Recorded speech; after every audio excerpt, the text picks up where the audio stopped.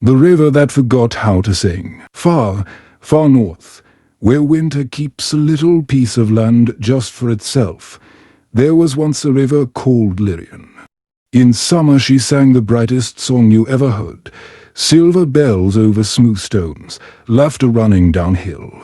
Children from the village of Vale would sit on her banks for hours just to listen. But one autumn, something strange happened. The first frost came early, then the second, then the snow forgot to melt.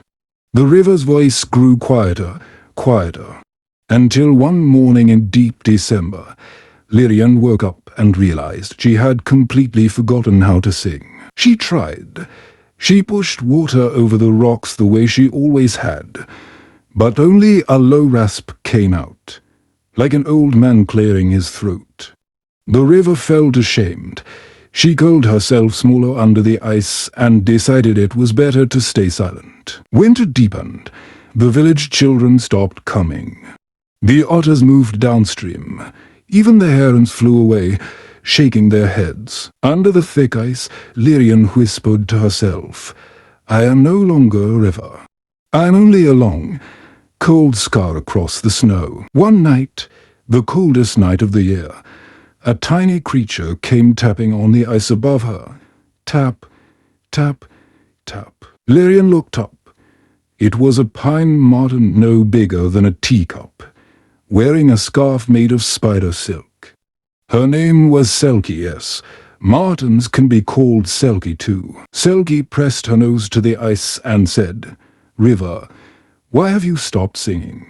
My babies cannot fall asleep without your voice." Lirian's water trembled with sorrow.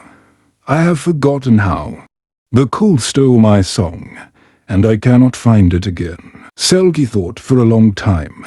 Snowflakes landed on her whiskers and stayed there like sugar. Then she said, "Songs are never truly lost. They only hide in the places we are afraid to look. Will you come with me to find yours?" "But I am trapped under the ice," Lirian answered. Selkie smiled. "Rivers are never trapped. They only wait for the right question." She began to dig with her small paws. She dug and dug until her claws were sore. Hours passed. The moon crossed the whole sky. Still she dug. At last she made a hole no wider than an apple. Freezing air rushed in, but so did moonlight, bright and sharp as broken glass. Selkie lay on her belly and reached one paw deep into the water. "Take hold," she said. Lirian sent the gentlest current she could manage. It wrapped around the marten's paw like a cool ribbon. "Now," Selkie whispered, "we will travel together to the places where songs go when they are forgotten." She closed her eyes, and the river felt herself lifted, not in body but in memory. She and the little marten traveled without moving. First, they came to the place of first melting, high in the mountains, where Lirian had been born 1,000 springs ago. A single drop fell from a glacier, plink, and that plink became her very first note. The note was still there, waiting. Lirian gathered it carefully, like a child picking up a fallen feather. Next, they drifted to the meadow of 1,000 buttercups, where the river had once danced in loops and figure eights, just to make the flowers laugh. The laughter was still floating above the frozen grass like golden dust. Lirian breathed it in, and her water felt suddenly lighter. They visited the deep pool where the salmon rest, the rocky steps where children skipped stones, the quiet bend where grandmothers told stories. At every place, a piece of the forgotten song was hiding, a ripple, a bubble, a splash, a hush. With every piece she found, Lirian grew braver. Her water began to glow again, faint blue under the ice. But the very last piece, the heart note, the one that held everything together, was missing. Selkie's ears drooped. "I do not know where it went." Lirian thought and thought. Then she remembered something. "There is one place we have not looked,"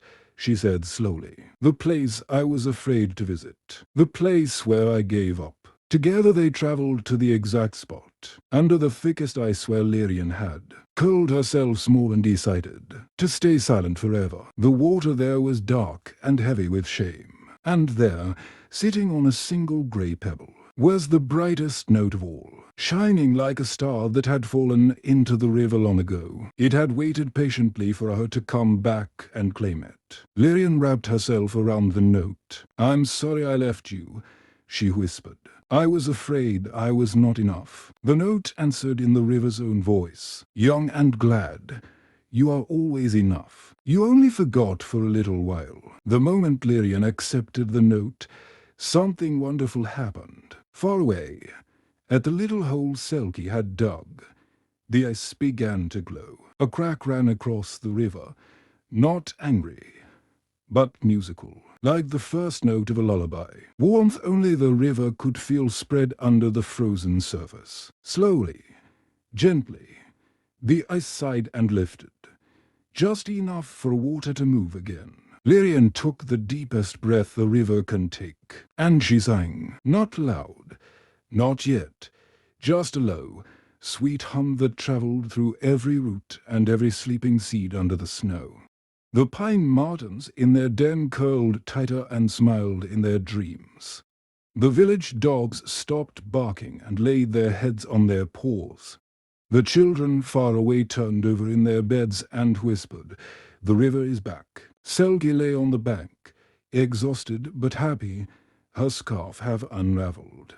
Lirian let one gentle wave lift the marten and wrap the spider silk scarf snug again. "Thank you," the river sang, and her voice was the most beautiful it had ever been, because now it carried gratitude. Selkie yawned a tiny yawn. "Sing me to sleep, old friend. Just one verse." So Lirian sang the softest verse in the world.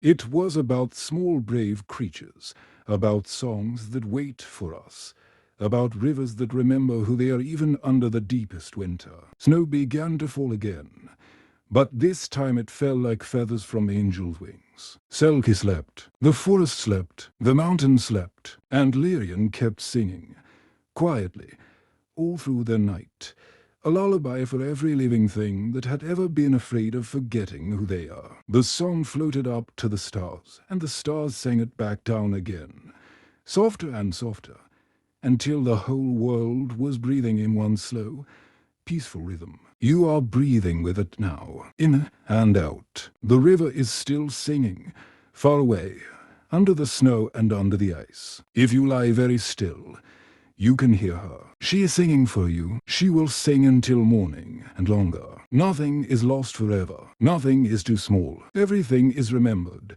somewhere, by someone, by the quiet water moving under the stars. Sleep now. The river has you. Good night, little one. The song will be here when you wake.